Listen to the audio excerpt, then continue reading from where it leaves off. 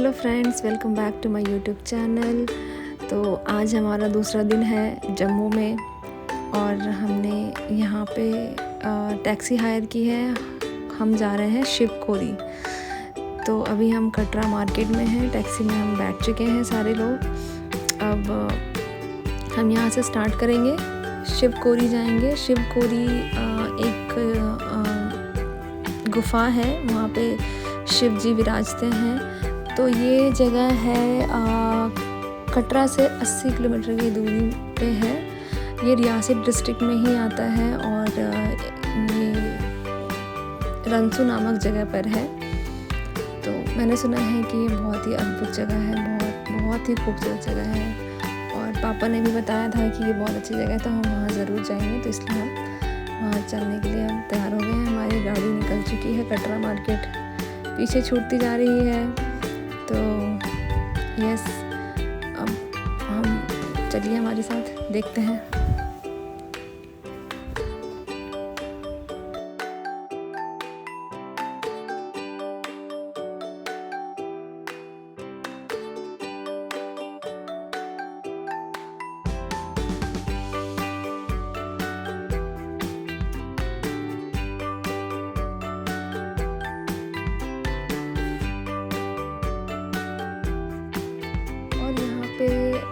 हमारे taxi driver बता रहे हैं कि यहाँ पे एक रेलवे लाइन बन रही है, रेलवे ब्रिज बन रहा है जो कि कटरा से कश्मीर तक चलेगी।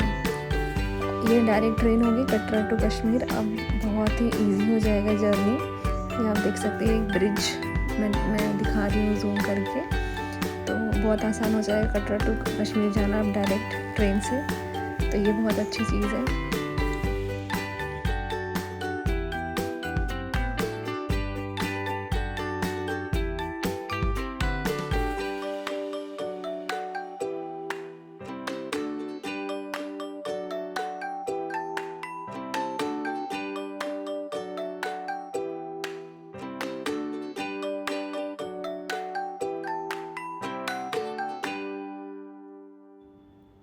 रास्ते में हमें एक जित्तो बाबा का मंदिर दिखा।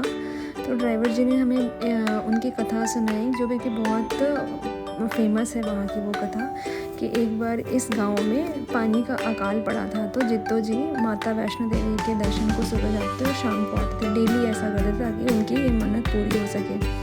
तो वो डेली सुबह जाते थे और शाम को वापस आते थे। ऐसा करते करते बहुत टाइम बीत गया। तो उनकी इस श्रद्धा और लगन को देखते हुए माता वैष्णो देवी ने उनको दर्शन दिए और उनसे कहा वरदान मांगने को। तो उन्होंने कहा कि हमारे गांव में पानी की कमी है, वो पूरी हो जाए, और दूसरी कि आप उनको सुबह सुबह डेली दर्शन दो। तो माता रानी ने बोला ठीक है। और ये हम चेनाब रिवर आ गए, यहाँ पे जम्मू कश्मीर का चेनाब रिवर, ये ब्रिज है चेनाब रिवर का। बहुत ही खूबसूरत व्यू दिख रहा है अभी तो हमें यहाँ पर। तो माता वैष्णो देवी ने जित्तो जी को कहा कि ठीक है, तो आपकी मैं इच्छा पूरी करती हूँ। तो माता वैष्णो देवी ने उनकी इच्छा पूरी की, उनकी बेटी के रूप में उनके साथ रहने लगी। तो जित्तो बाबा की दोनों वरदान पूरे हुए, गांव में पानी भी आ गया और उनको माता रानी के डेली सुबह सुबह दर्शन भी होने लगे। तो ये थी फेमस कहानी जित्तो बाबा की, जो हमें ड्राइवर ने बताई कि बहुत फेमस है यहाँ पे।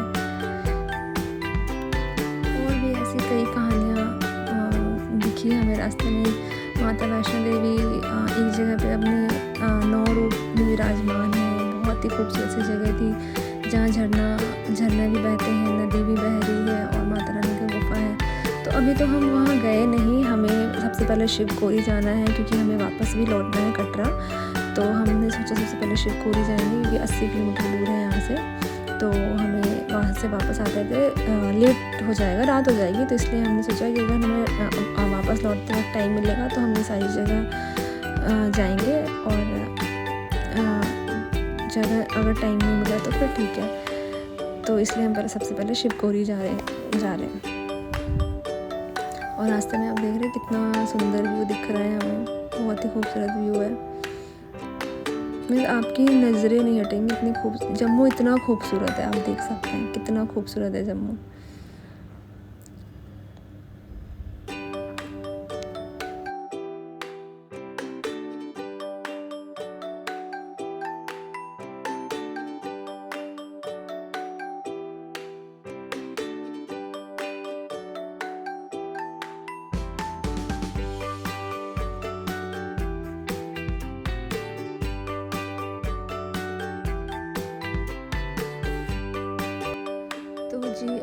पहुंच गए हैं पौनी शहर में, जो कि रियासी डिस्ट्रिक्ट में ही है। लगभग आधा रास्ता हमने तय कर लिया है, आधा और बचा है शिवपुरी के लिए। ये देख रहे हैं ये शहर।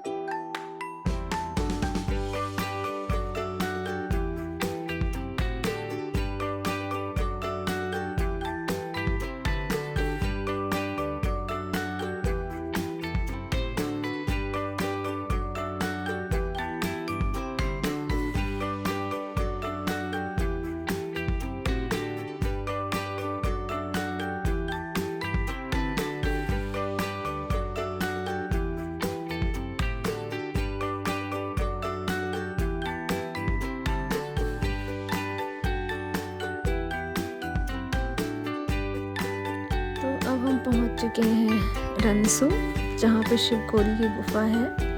तो यहाँ से 1 किलोमीटर के बाद हमारी चढ़ाई स्टार्ट होगी। तो हम इस जगह पे अब दूसरी टैक्सी लेंगे, क्योंकि बाहर कटरा से जो टैक्सी आती है वो यहीं पे रुकती है।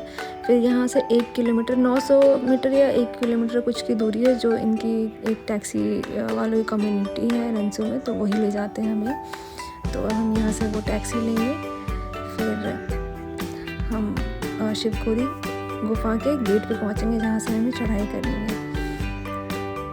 तो हम यहाँ से रास्ता तय करेंगे।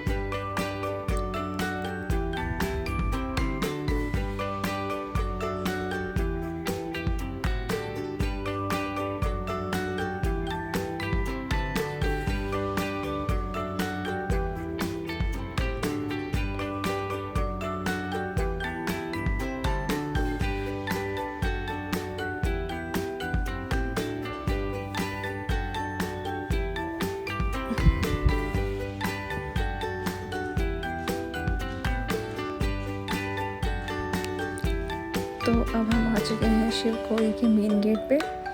अब यहाँ देख रहे कितने सारे घोड़े हैं, खच्चर हैं। अगर आप चढ़ पाओ तो ठीक है खुद से, या फिर नहीं तो आप ये घोड़े खच्चर हायर कर सकते हैं। यहाँ से शिवखोरी गुफा का डिस्टेंस है 3.5 किलोमीटर। तो हम तो कल रात को ही वैष्णो देवी की चढ़ाई करके आए हैं, तो हम तो काफ़ी थके हुए हैं। तो मम्मी का थोड़ा मन तो हो रहा था घोड़ा ले ले या खच्चर ले ले, बट फिर मम्मी को डर भी लग रहा था कि कहीं वो घोड़ा गिरा ना दे। तो काफ़ी हम कंफ्यूजन में थे कि हम ले या ना ले। तो पापा ने कहा कोई नहीं, चलते हैं, चल लेंगे। तो हम पापा के जोश में हमने भी थोड़ा अपना जोश दिखाया, हमने स्टार्ट किया चलना। तो यहाँ पे चढ़ाई करने से पहले, मेन गेट पे जाने से पहले यहाँ पे यात्रा पर्ची कटानी पड़ती है। तो सबसे पहले हम यहाँ पे यात्रा पर्ची कटाएंगे, फिर हम स्टार्ट करेंगे यहाँ से चढ़ाई।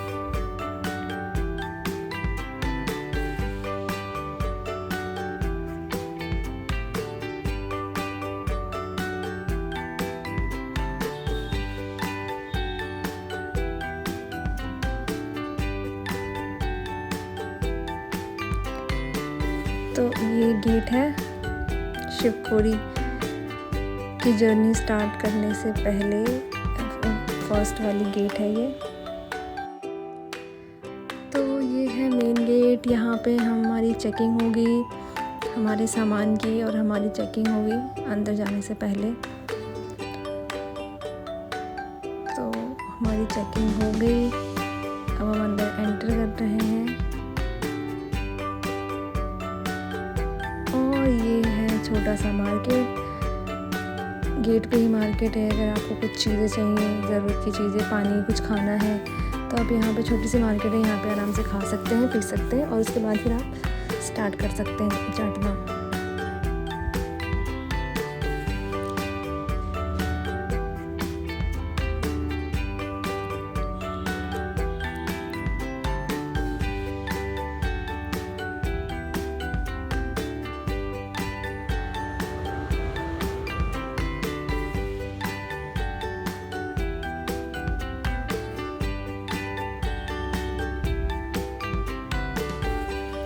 बहुत तेज़ धूप है, अगस्त के महीने में इतनी तेज़ धूप है जम्मू में। और ये छोटा सा झरना, बहुत ही प्यारा क्यूट सा झरना है।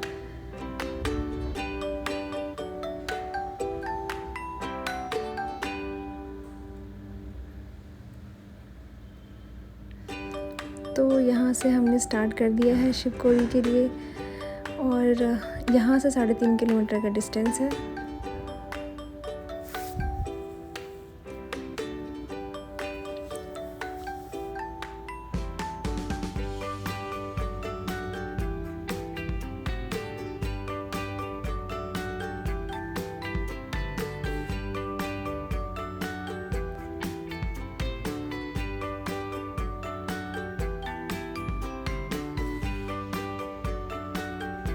लोग यहाँ झरने में नहा रहे हैं, खेल रहे हैं, कूद रहे हैं, एंजॉय कर रहे हैं। ठंडा ठंडा पानी, इतनी तेज़ धूप है और पानी बहुत ठंडा, तो लोग एंजॉय कर रहे हैं उस चीज़ को यहाँ पे। अब मेरी मम्मी को देख करके वो चीज़ अच्छा लग रहा है, तो अब मेरी मम्मी को भी एंजॉय करना है। तो पहले सोच रही है जाऊँ कि नहीं जाऊँ, लेकिन अब वो जाएंगी। ये रहा मेरी मम्मी अब जा रही है एंजॉय करने झरने का पानी, ठंडा ठंडा पानी।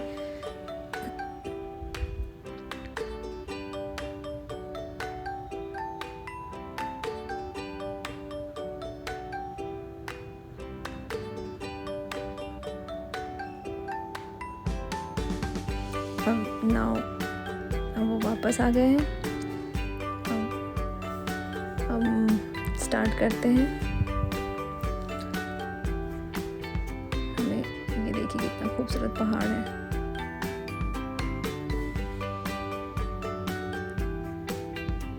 और बहुत तेज़ धूप है। ये लड़कियां ऊपर से आती हैं नीचे स्कूल जाने के लिए, डेली अप एंड डाउन करती है। हमारी तो अभी हालत ख़राब हो रही है इतने देर में ही।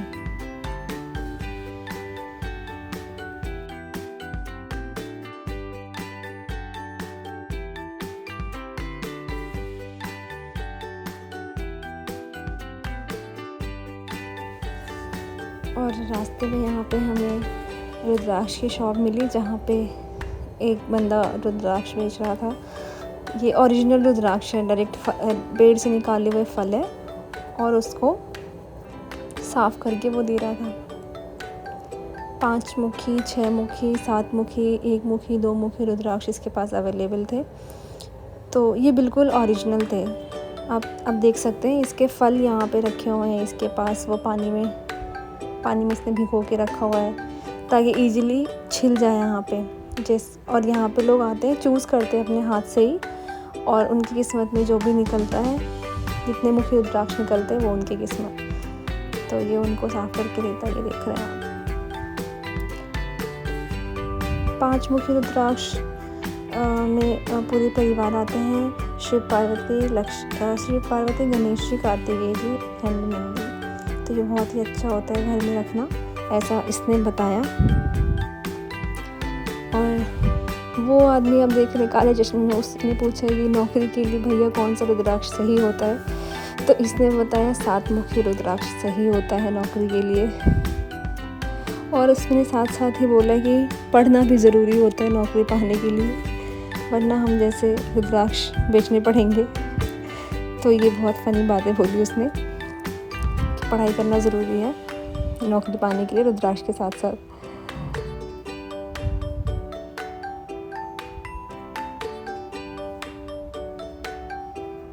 और मैंने पूछ लिया कि भाई प्रमोशन के लिए कौन सा रुद्राक्ष सही होता है, तो उसके पास कोई आंसर नहीं था, तो इसको रहने देते हैं। और मैं भी यहाँ पे सोच रही हूँ कि लक आजमाऊँ कि मेरे किस्मत में कौन सा रुद्राक्ष आता है, कितने मुखी का रुद्राक्ष आता है।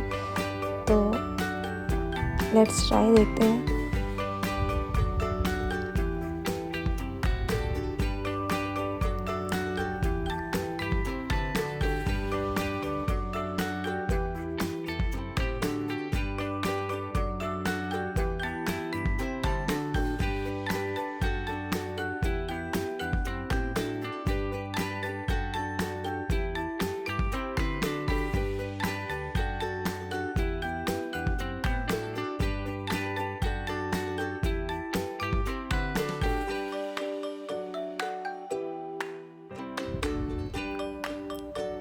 तो मैंने सोचा मैं भी ट्राई करती हूँ, मेरी किस्मत में कौन से मुखी का रुद्राक्ष आता है।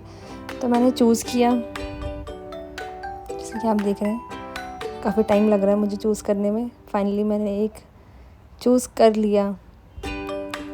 और अब देखते हैं ये कितना मुखी रुद्राक्ष निकलता है।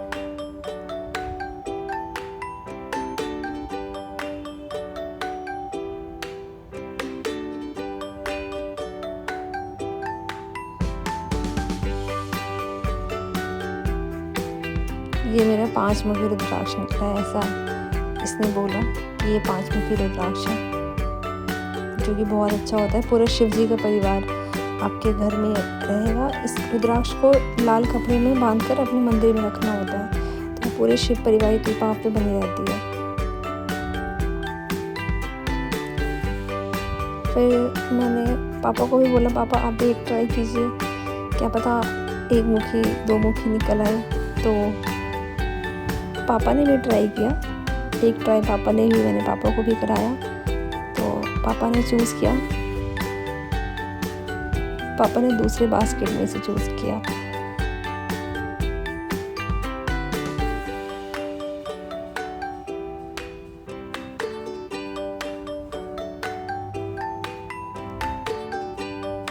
इसमें थोड़े बड़े फल दिख रहे हैं रुद्राक्ष के। और ये मेरी बहन सांप से खेल रही है, नकली सांप से खेल रही है, असली वाले नहीं, नकली वाले सांप है। और मेरे पापा ने बहुत ही सोच करके एक रुद्राक्ष चूज़ किया फाइनली। हालांकि मेरे पापा विश्वास नहीं करते इन सब चीज़ों में, बट मैंने बहुत फोर्स किया था तो उन्होंने चूज़ किया। देखते हैं उनको कौन सा रुद्राक्ष निकलता है। तो यहाँ पे साफ साफ दिख रहा है कि ये 2 मुखी रुद्राक्ष है, जो कि शिव और पार्वती को रिप्रेजेंट करता है, जो कि ये और भी बहुत अच्छा होता है।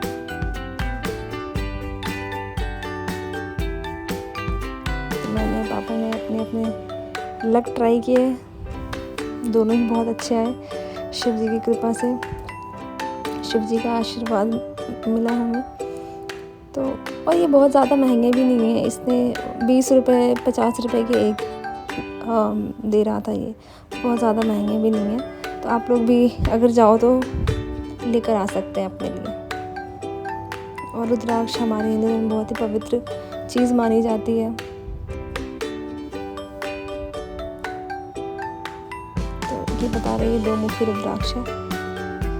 तो हमने अब यहाँ से रुद्राक्ष लिया और हमें काफ़ी लेट रहा था, तो हम फटाफट निकले यहाँ से। और आप देख रहे हैं कि हमने 2.3 किलोमीटर रास्ता तय कर लिया है अब तक। मम्मी काफ़ी थक चुकी है, किसी की अब चलने की हिम्मत नहीं है, बहुत थक चुके हैं सब।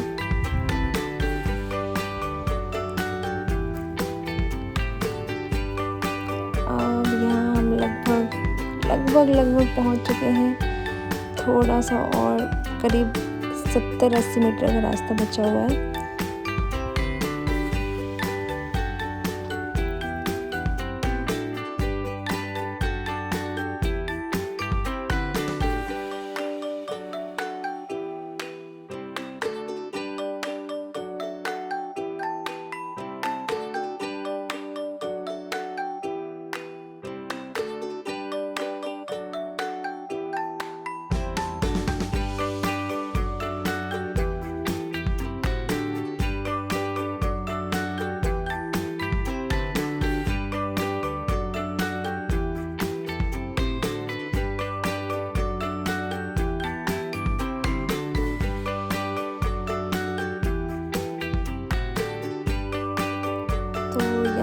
पहुंच चुके हैं और शिवखोरी पहुंच चुके हैं। वहाँ कैमरा अलाउड नहीं, रिकॉर्डिंग अलाउड नहीं है।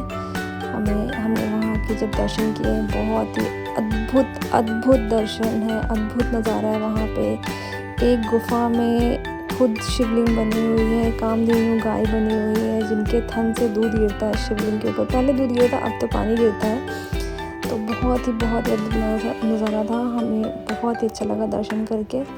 अब हम वापस जा रहे हैं। वहाँ की कहानी ये थी कि